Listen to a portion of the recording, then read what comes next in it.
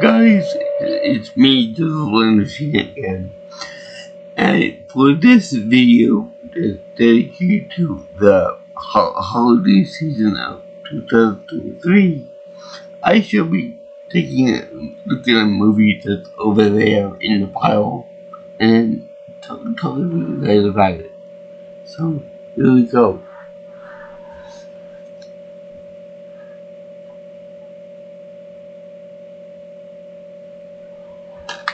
I guess all the good heaven. And that this being said, I'm only talking about the first movie this year. Next year I'll be talking about the second one. And quite possibly Christmas special. Because everybody knows that if you have a popular movie franchise, you have to sneak one Christmas special in there. Now I should say that a couple weeks ago, this case was normal, but I had to an eggnog and I ran over it with my scooter. Now that being said, according to this movie, all dogs go to heaven, obviously, because of they're naturally good and soft and kind and stuff like that, and there's loyalty involved. But the one that designed double sided CDs is going straight to hell. Do not pass heaven. Do not pass go. Because I hate these things. They are the devil's testicles to me. They are awful. I hate them because they scratch on both sides. And this movie is really good. It's made by Don Bluth, and I'm glad that this is the first movie that I'm covering for this channel. Because it's really good. It takes place in 1939 in New Orleans, whereas Brad Pitt would say New Orleans. I know that's the thing, but there's only one animal in the whole movie that has a New Orleans accent. I found far, which is kind of weird. But anyway, this movie features a variety of dogs, from collies to each bird playing a character that's the sound voiced by Dom DeLuise. And we also have terriers, and the main bad guy is a pit bull or a bulldog, which you prefer, played by Dick Kavak, Carface, on Scarface. Now let me just tell you that this character is not like Scarface from the cartoon, from the movie Scarface. Scarface in the movie was more of an anti-hero, more or less like Charlie B. Barkin, the main character of the movie. It's played by Burt Reynolds. And he plays a German Shepherd, as you can see in this cover. But I gotta say that number one is that when you draw him in some shots, they make him to be like a Spike from Gremlins. In other shots, they have the audacity to make his paws into human-like hands. Most notably, the other one, he has Anne-Marie out. But, yeah. Back on Carface for a minute. Carface is not an anti-hero, okay?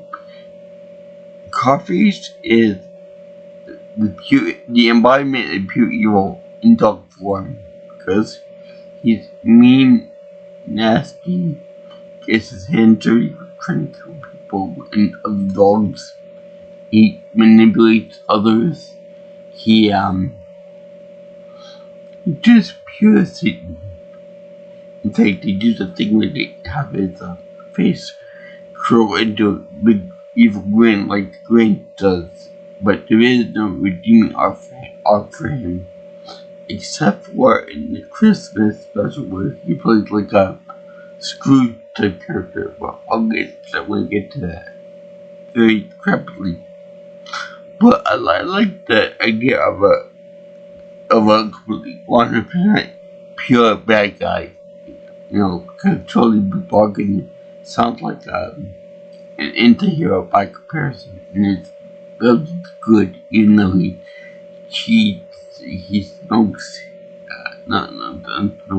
gambles, and I'm assuming that he's into prostitution too, because wrong in the movie we see that there is like he has some puppies they know.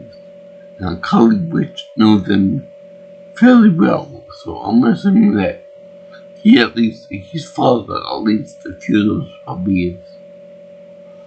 Anyway,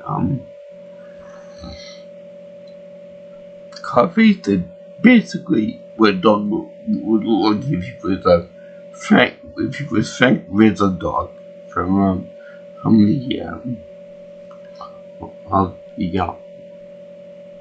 the Jiggy Boys. You know, very mean, nasty. We turn his pet is a woman little psychic named Killer, played by Charles Nelson, but really to shut up. And he's very commanding, very much an alpha male dog. He's only scared of one thing, his own death at the hands of the King Gator, played by Ken Page. Now you might know Ken Page from from the very famous Little Shop of Horrors plant, as well as Nintendo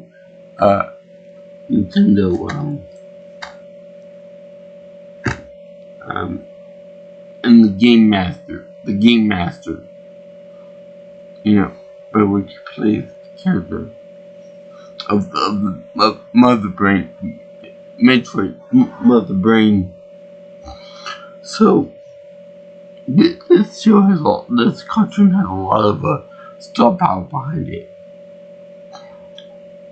and very good. So good, in fact, that the artistry is so well painted on it that it's the background on this can be used for a work of art by themselves. It's pretty good because it's so detailed and so painted out so well.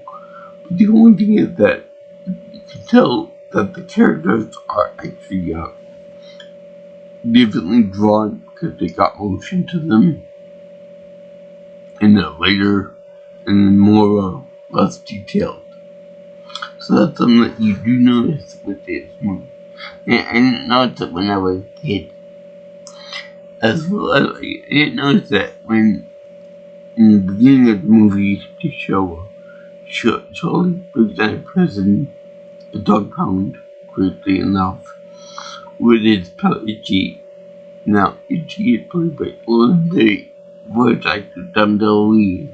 Now, it's very funny that he used drills and digging tools to get out of prison, which the dogs, for Christ's sake, you know, I would think they would be able to dig themselves out.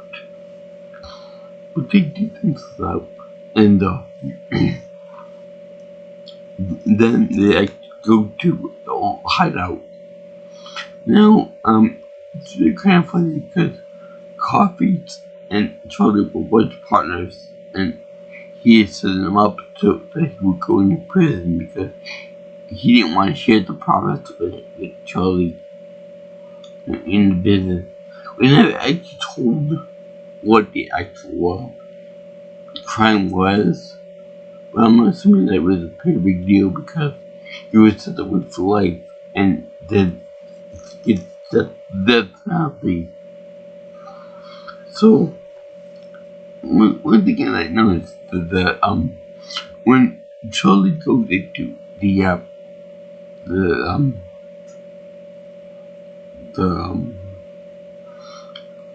little casino they have there for dogs, where all the winning bets are basically bad stakes, and all the good stakes go to Carface and his crew and stuff.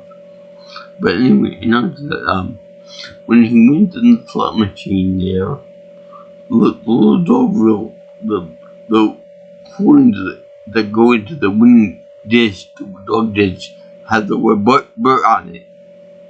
I wonder who that could be in reference to. I wonder who.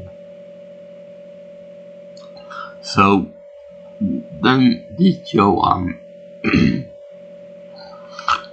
they also showed that they didn't use horse races in this supposed use for dogs and they don't use horses for this film. But they use rat races and then frogs. Which I'm sure that there's gotta be someone out there that bets on rats to run the race and cheats and stuff like that. And yeah, they're all horse races later on, but that's one for human people because humans are human, dogs are less than human, I guess. But anyway, I like the way when at first when Charlie goes to see Carface, he goes in there and he acts like a real buddy, like a real boss guy, like, you know, like laid back, easy, going into each shit and stuff, because that is by right 50% of his own property. So he's relaxed and confident, more like a, you know, strict, I'm the boss, I'm in charge, me, I. And I love the way he always takes away all of Charlie's pleasures. For example, every time that Charlie tries to turn the radio on, give more of a more musical atmosphere to calm down and stuff, Carface just shuts off. And then they go back and forth, turn it on and turn it off, stuff. Up until Carface decides, I'm fed up with this guy. I'm taking the knob and just throwing away. But then Charlie goes into the King stash, and he takes the King and smokes like a cigar, as opposed to Carface, who really does smoke cigars and blows it in everyone's face. Now, there's also note that he's also gray and black, which it's like a negative color for like negative emotions or the bad guy in a film. You know, it's funny that Taylor does all the bad things in the movie. You know, he's like his like getting bad ideas and stuff. But the funny thing is that at the end of the movie, they show that Killer is a little bit loyal to the human in Marie, because number one, he doesn't want to kill the kid. Number two, he actually helps out the kid at the end by like pushing the her little piece of wood that she's floating on into the shore. So she helps her out a lot with that. So I don't know if it was either that Carface forced him into doing his bidding, or that he did I fear for something else, or he genuinely was bad at the moment. Maybe you guys can handle it and let in the comments below. But Then coffee. Yeah, when he's smoking the cocaine all the time, coffee just trying to take away from him. Putting it back in the holder and tray thing. So then it goes on, and he figured, we gotta get rid of him. I don't know, because I'm a greedy bastard. Now, the next part is kind of weird because it overhears that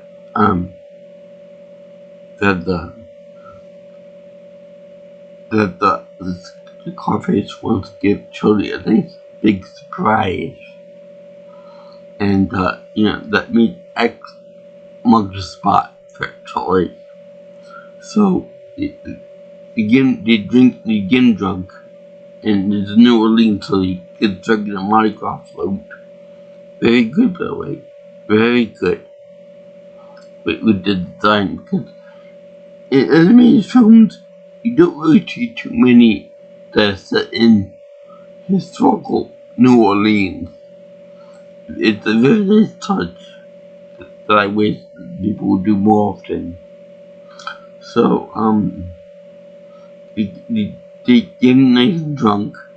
There's another better sense of Charlie Day, Jigsaw, when pushed. And, they get him over to, the end of a pier. And then, Carface and presumably also, go kill Becky in the house. Let them push the car too. So they push the old car down, and they have it smack right into Charlie while he's singing the song of Can't Keep It Going Down. Now, this is quite interesting because they reference the fact that Charlie ends up getting run over and pushed into the water, but it's probably that he died by that impact. But the funny thing is, they don't actually show him getting impacted by the car. Instead, they just cut right to the tunnel, the left end of the tunnel, and all the things that's associated with death. Now, this is kind of weird, but I think they have an explanation for it. Don Bluth didn't want to show an actual dog getting over. That's the principle of the case. But it's alright to show heaven because that's religious, and most, if not all, religions have the concept of the afterlife, or heaven, if you will, and then hell. Which, by the way, if all those go to heaven, that means that all of the animals in the cast go right into the eternal barbecue area? That's a good question. I mean, we see all kinds of cat demons in hell. So, and later on in the franchise, we see other cat demons. So anyway, they show the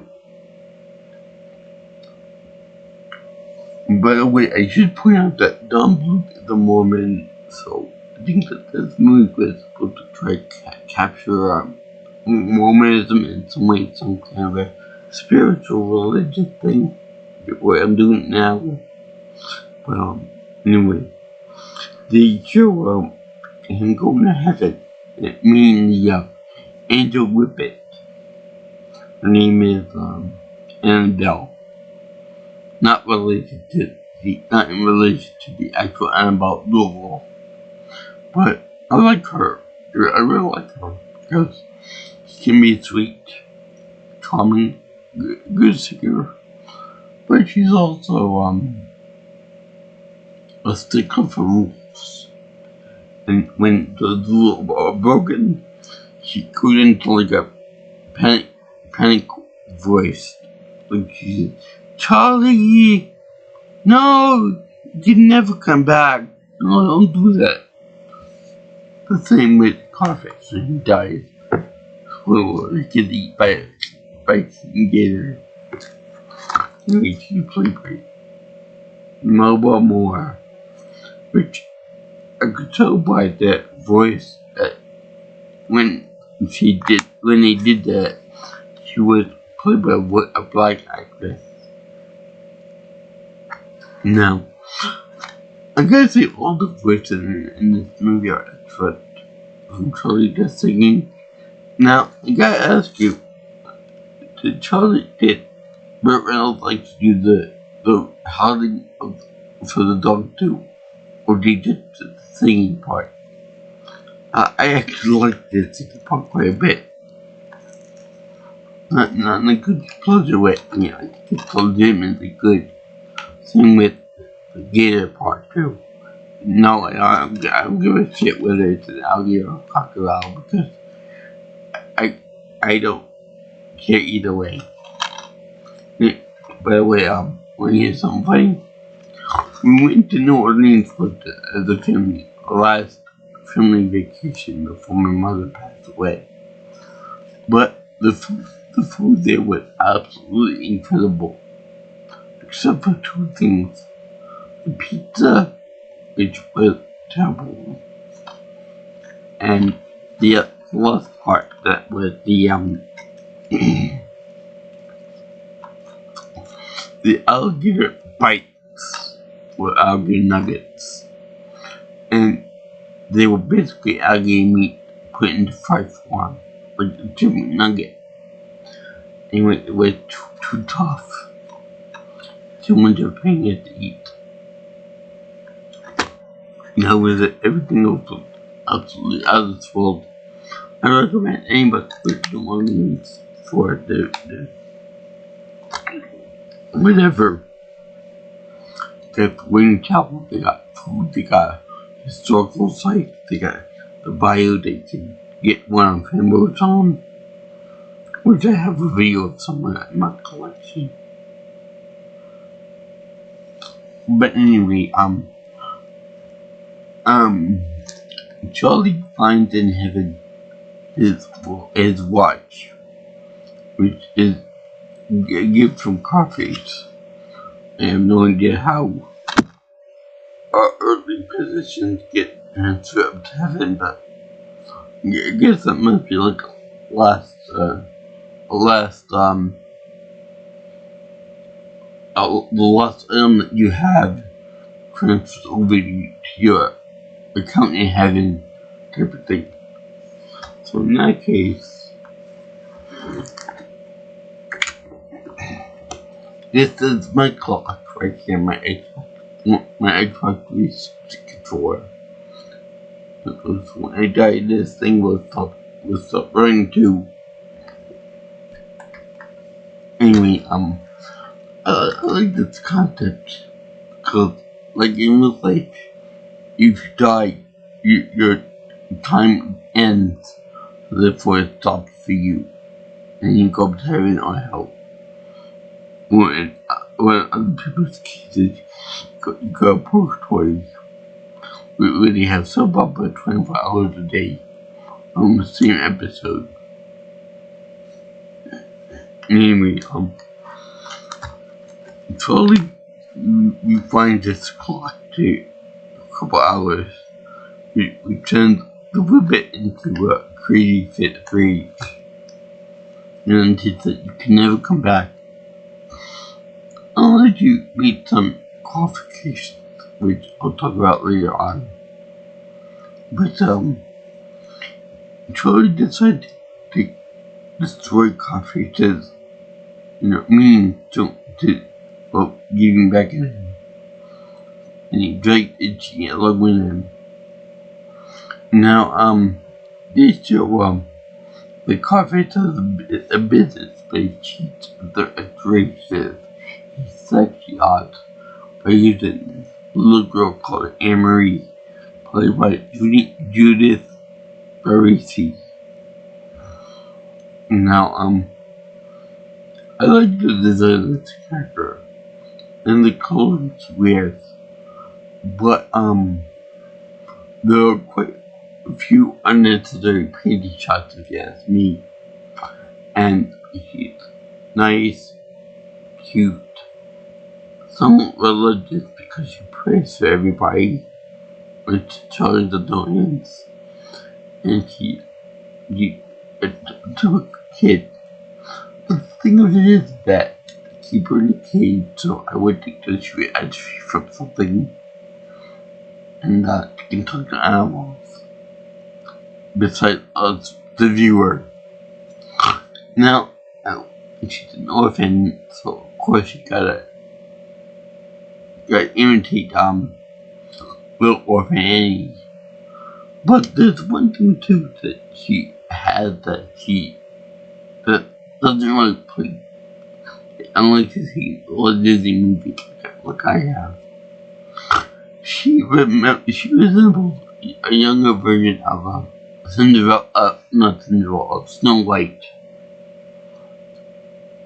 No, I don't know if that's because Don Bluth himself worked for Disney at one point, or because he wanted to show that it was kind of metaphor, figurative language to describe how Disney was down on its luck in the 80s until the Little Mermaid and the Great Master Detective came out.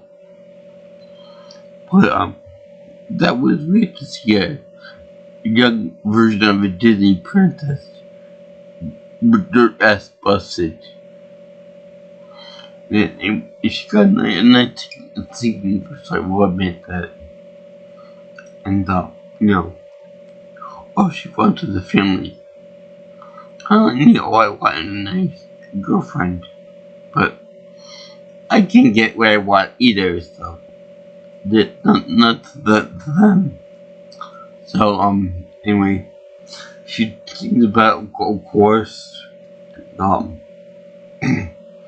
we eventually use her help to get to place a bet for to earn money to make their own casino from the ground up, literally.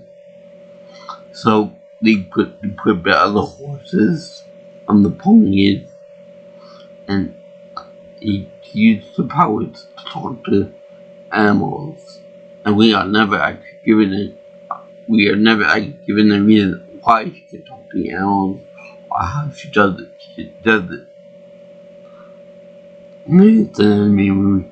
Oh, let's slide. So then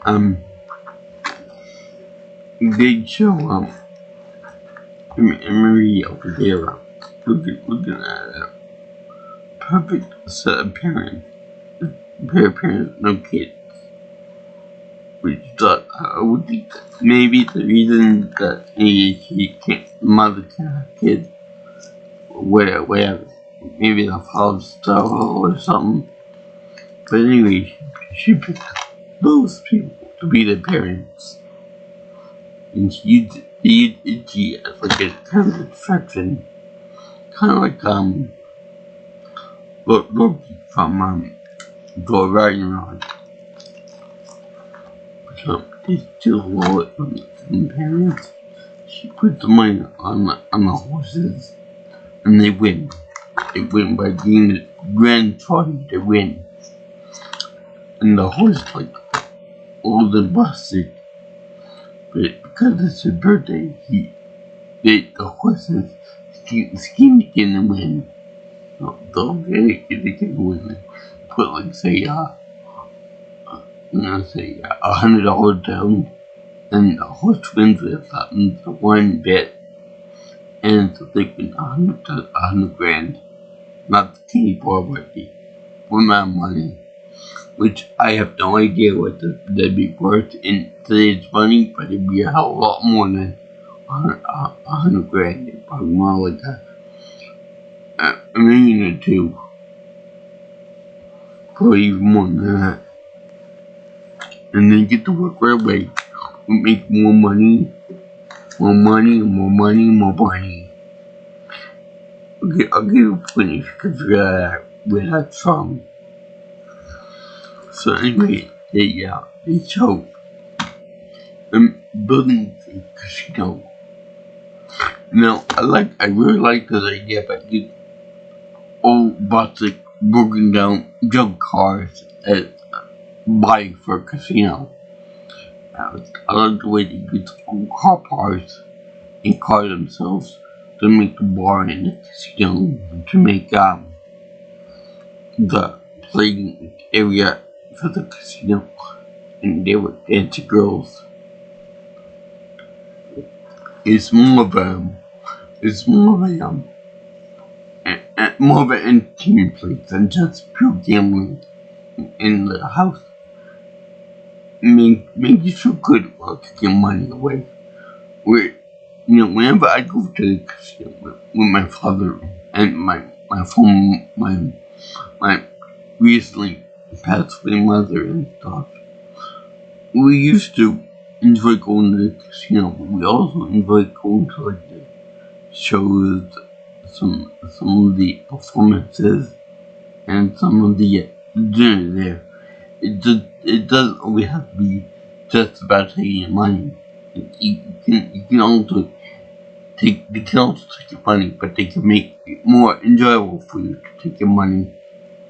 They have dealers there that are nice. They talk to you. They entertain you. They both deal slowly. There are people that go bam, bam, bam, bam, bam, and I'm not down for that. They take the money too quickly. Where other dudes are like, hey, here, here, here, here, and here. Blackjack, I win. I'm gonna take all your money away from me anyway. But still, no, I enjoy people that I like casinos that put in the effort to entertain you. That's probably the difference between Carface and Charlie casinos, because Carface just wants money and power and influence.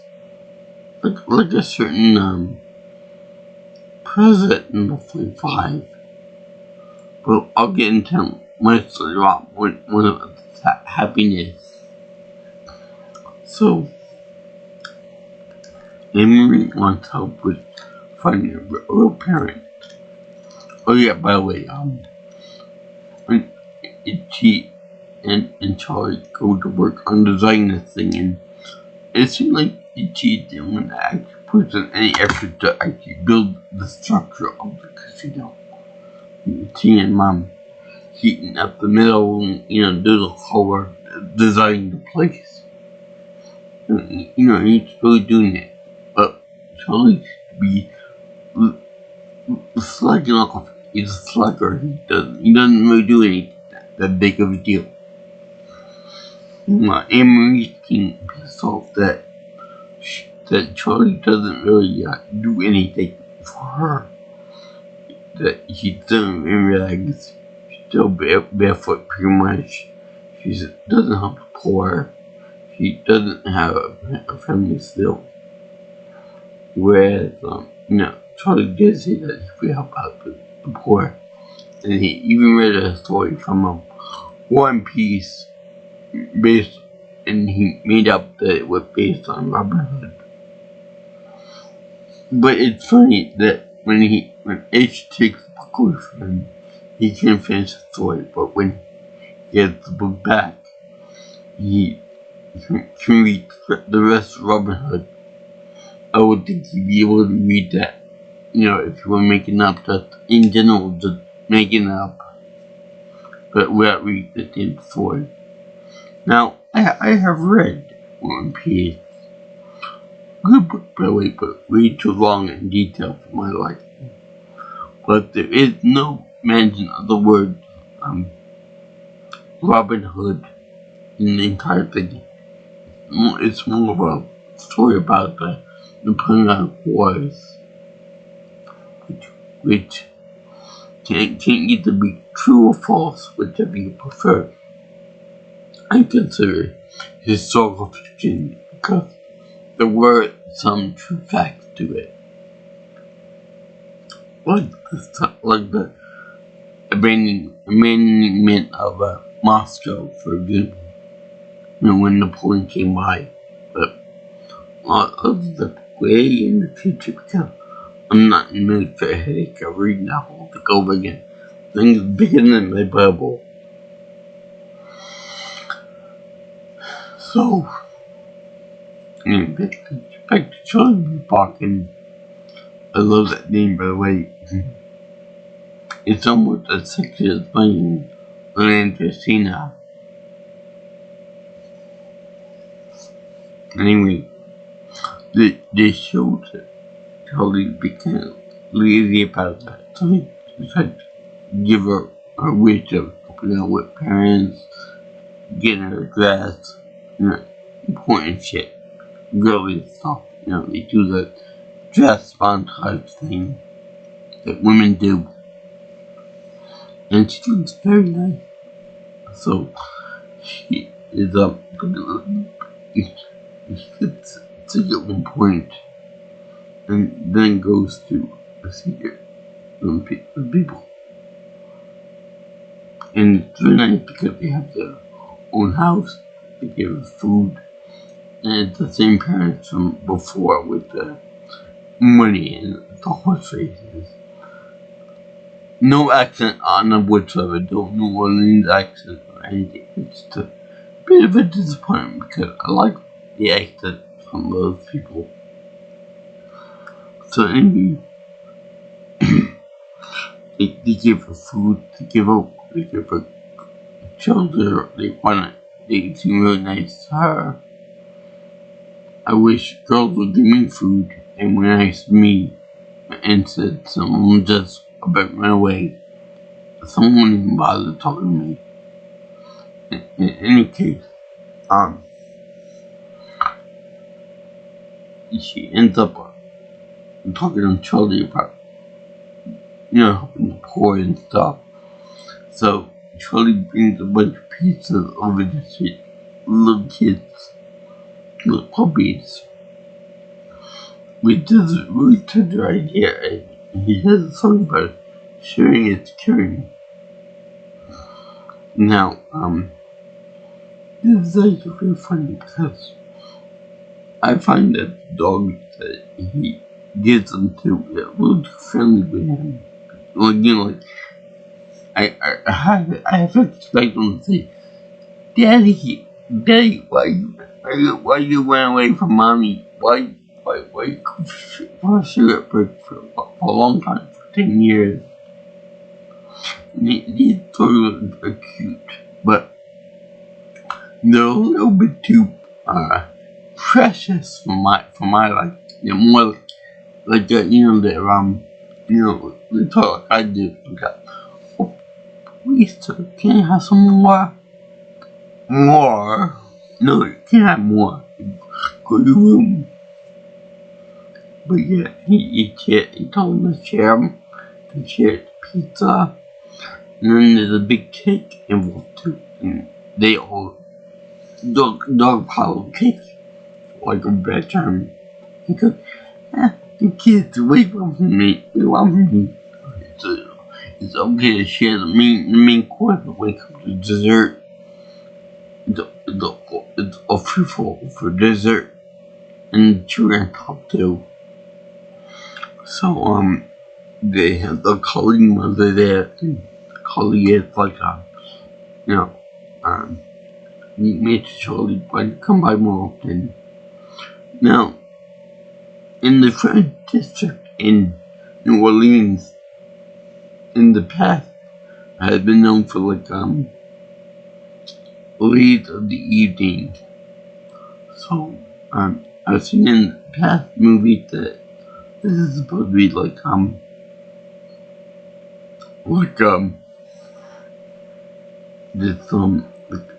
I guess the dog is supposed to be like a horror dog, where we call a dog that you use for breeding and stuff, because those puppies look kind of like him, more or less. And they look a lot like the types of some Lambo for time. I'm just saying, they're a little too cute for my taste. they're a little bit too cutesy for to be direct clones of Charlie B. Bargain. I also like his face during some of the shots, like in the that kind of thing. So then they show this guy. Now during this, he's back at the casino alone with Carface. Evil as they tried to kill him. He takes like 50 or so of his men within two. They beat the shit out of him. And they destroyed the top pipe with car. Make it blow up and everything. So then he goes over to Charlie's place with the girl in church. And the kid overhears them two yelling at each other, saying, I just want to tell you that I hated the girl. I didn't like her. Now,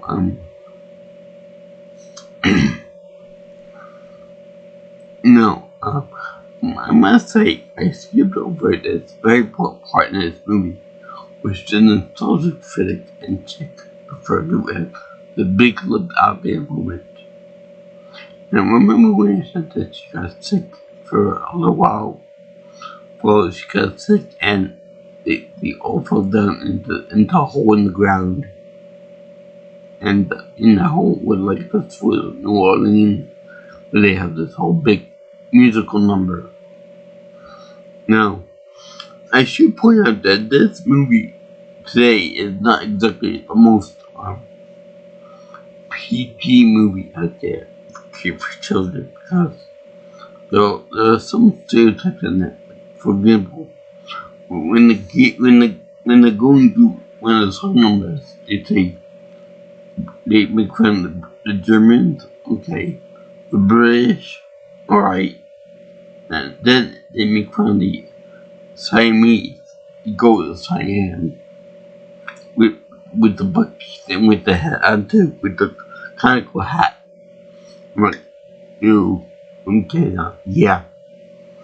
But it is what they kind of go overboard too, because the alligator and the followers have a very distinctive African type look to them, almost like voodoo animals, if you will, to the point that Marie can't understand what they're saying.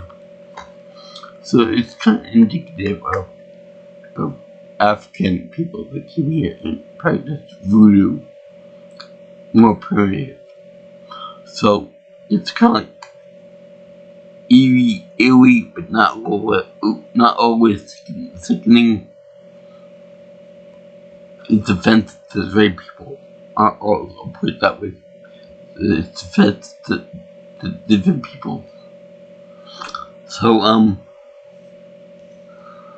they have they mentioned about the big alligator, meaning that the alligator he did like a singing number with Charlie, and they do like a musical number with a big clam and with a big what does it mean? Oyster. Does anyone really care what this point?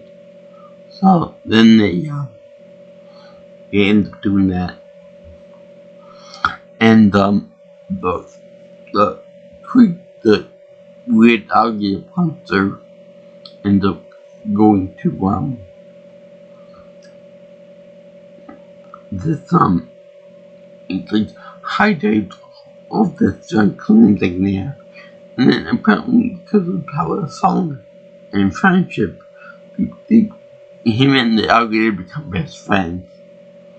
Now the alligator, frees Marie from a cage because they put in a cage from these little demon monsters, and they also have on there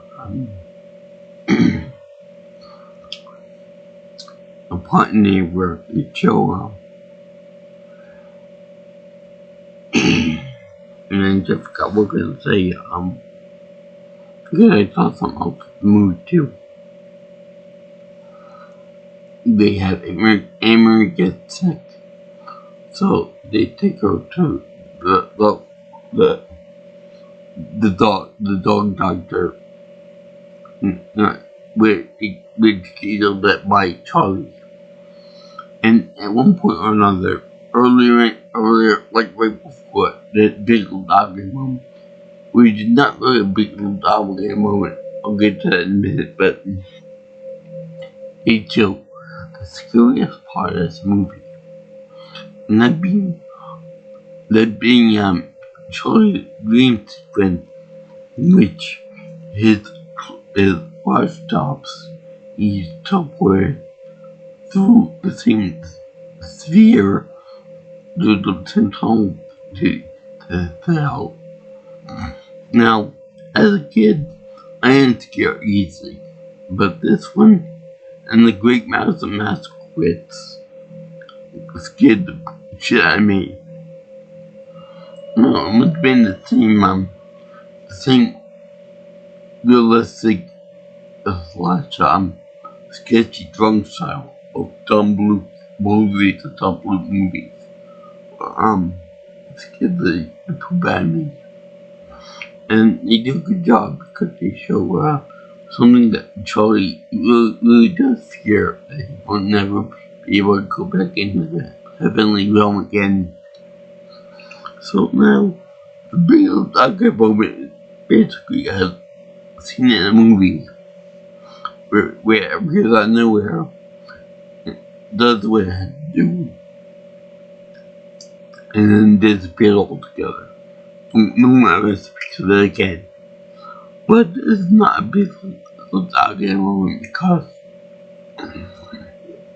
later on in the movie, at the climax, they show that the ugly come back and knocks over Coffee to the casino into the water to swing it, and then eating Coffee because he's a plump little nugget of flesh and goodness for the gator.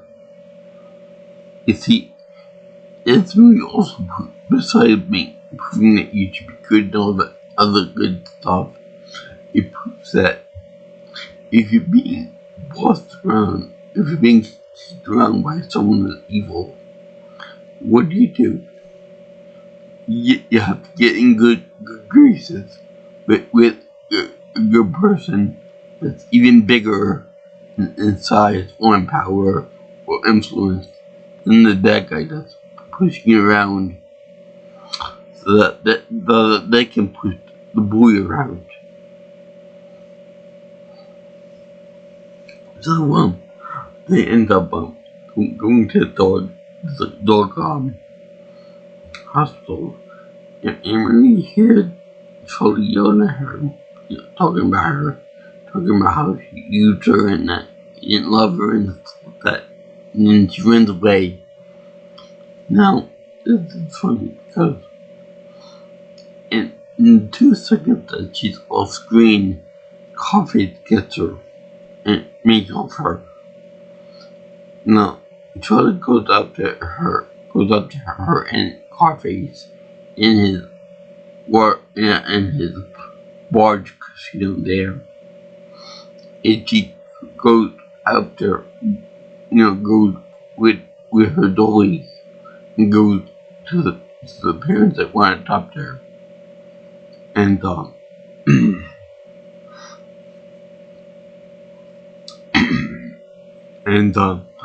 then he ends up fighting Carface in the end, and they get into Charlie fights his minions, his thugs and stuff, and then like any enemy title, he goes to the big boss. And I would love to see, them fighting with like a light bar on top, like a 10-minute cartoon and stuff. that would just be good funny. But they do all the Carface fight sound effects, and his feats are just precious with his voice modulation. Like I can't do it, but that's fine. Every cue I remember, I was looking at the show in this movie. But yeah, to make it short, the Carface ends up going on the water with the gear, knocks over his casino boat and oil onto the generator, which blows up into fire itself, and then it floats on the water. And this is another important thing that this movie teaches you, that water and oil don't mix, so that's why it can be put on fire. It could be oil on top of the water. So Emery is in danger of drowning herself. So Charlie goes after her, but not before his precious watch goes under too. Once he puts it on the water under some debris. So it's either he can save the girl or save the watch, not both at once. So then he sacrifices a watch to save Emery. Now, this is very touching because he was always kind of on the more selfish side, but because he sacrificed himself, he got back in the heavy. Now, it's kind of funny that when the watch falls on the ground, on the water, you see the gears slowly filling the water and therefore stopping. You see Charlie going like have a heart attack. All of that. But would it make more sense that as the sinking, then it would for water anyway, not wait till it gets to the bottom of the water to fill water itself. Anyway, conveniently, Emery floats out the water outside the boat before it sinks altogether. Carface ends up being eaten by the alligator, and she gets adopted by the family, by the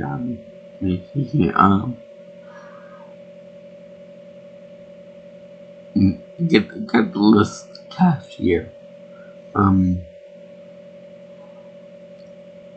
Let's see the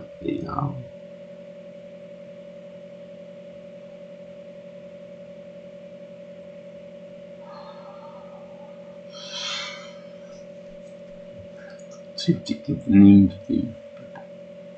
No, they just Harold and Kate for the names. But yeah. Anyway, Charlie died, go back to heaven, and then for some reason they have the demon cat coming up, and they show him say Charlie, like go do something. The spirit of the Whippet comes over and beat and disintegrates him into nothingness. Now, they show the entire area glow red whenever this creature is around. Just like they do with Carface, they show his room in red light, whereas with Charlie is more blue. Kind of like red being menacing, dangerous color.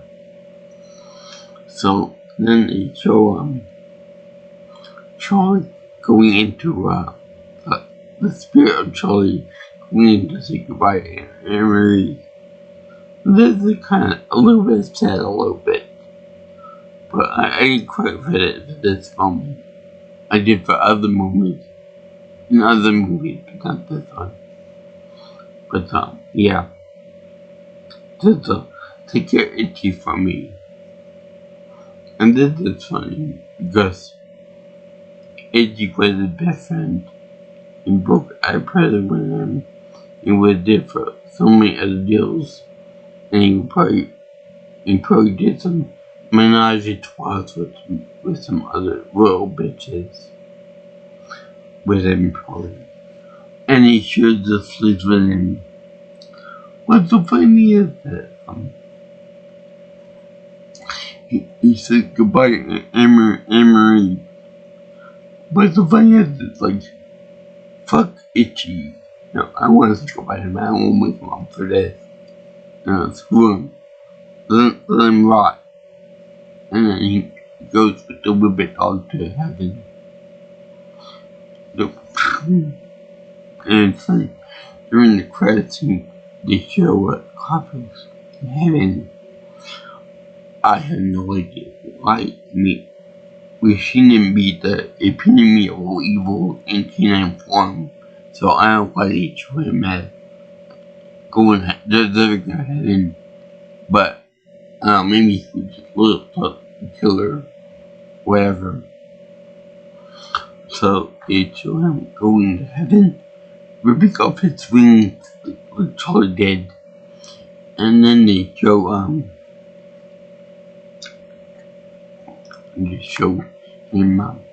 going to his own watch, and then they show the Whippet Angel saying, "I told you, don't go there." So he does, and she chases after him, and then he says, "You can never come back." We cut the camera. He'll be back now. And then they have a very pretty song during the credits in which they show that Emery is everywhere, new family. And it's actually kind of touching. This movie is golden. I love it. It's awesome.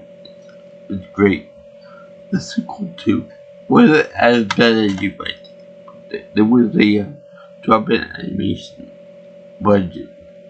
Also, Charlie Pocket was actually played by Charlie Sheen. A much more fitting name role for that guy. Oh, Charlie Sheen is awesome. Except for when he got into Tiger Blood phase. But I'm not getting into that. But anyway, I enjoyed this movie a lot. For regular memories, it was a good song, good everything, good background. My God, the backgrounds were awesome. And the music was very New Orleans, if you know what I mean. And, this movie is just really good. I highly recommend that anyone who likes animation or anything for that matter. And, anyone that likes dogs, I love dogs. I've always loved dogs. And I'll give you a point you can figure out where that's from too. But I think you've watched this religious movie on all dogs go to heaven. Because we all know that all cats go to hell. But yeah. I highly recommend this movie to anyone who wants to see good animation. And if you want, you can see the second one because it ain't that bad. The Christmas special was really sucky a lot. It shouldn't have been made. Where they redeemed Coffee a little bit. But yeah. Anyway, if you like what you see here, and you want to see more of my videos and such, you can always subscribe to my channel, or you could comment, and share, and comment, and share my video. Or if you want to contact me for any type of future events and stuff, you can always call or text me at 631-707-3707. And if you want, you can drop me an email at jjsviewingchannel@gmail.com. Or if you want, get me on Twitter at PNelsonPro. It's PNelsonPro on X, if you like it that way. So yeah, if you guys want to see this movie, go ahead and see it. I highly recommend you get it. If you want your children introduction into heaven, this is a good movie for you. Now, I would like to wish everyone a Merry, a Happy Hanukkah. That's a combination of Christmas and Hanukkah. And wish you guys a Happy Kwanzaa, Happy New Year's, a Happy Shut the Fuck Up Day, and the most important of all, the most secret of all, Happy Life Day from the Star Wars Christmas special.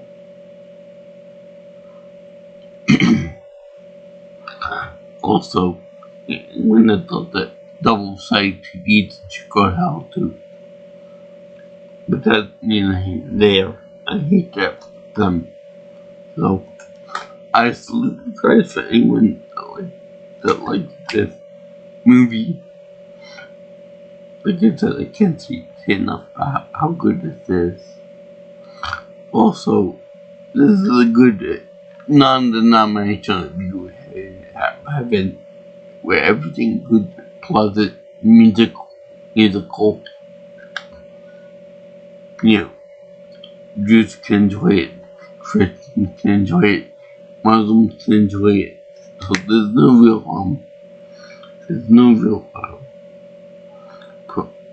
religious problem with it. Just a general view of heaven is good in paradise and all that. Although I do like the way in Troy's song about it, he said that it can be boring. And Trinity if I'm doing anything. Not doing anything but the same old stuff. Never changing, never getting new. But, you could make the argument that that's not true, because as people die, they will want to tell the experiences of Earth to people that are already there in heaven. People they met, they might have invented, experiences that they had, romances that they had, or in my case, that they didn't have. But, or part that they could do. Again, something I never experienced on my own too. Or, or children they had, whatever, what have you. There's always something new to experience in heaven. And because people are dying to get up in there every second, actually, they can always get new experience that way too. We're talking to others. So, nice to you guys. And aloha to everyone involved with making this. And God rest. Burt Reynolds and Tom DeLuise and anybody else who passed away from the voice cast. I believe that Ken Page can get off the identity. Great, because he was just fabulous in it. So, see you guys have a happy and safe holiday season this year, and tomorrow be New Year's Eve. Today be New Year's Eve. And have a happy and safe New Year for the year of 2024.